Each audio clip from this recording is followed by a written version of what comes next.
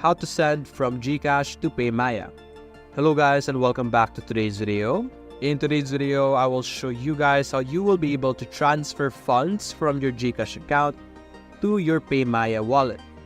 So to do this, either you scan a QR card or a QR card by simply clicking on the QR option over here at the center and clicking on upload QR, which you will then upload the QR that you will get from Paymaya.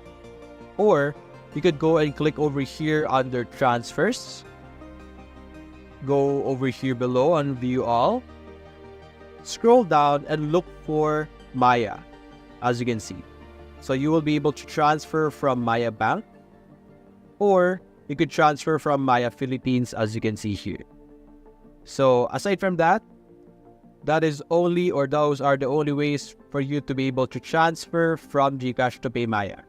The process from Paymaya to Gcash is very similarly as well.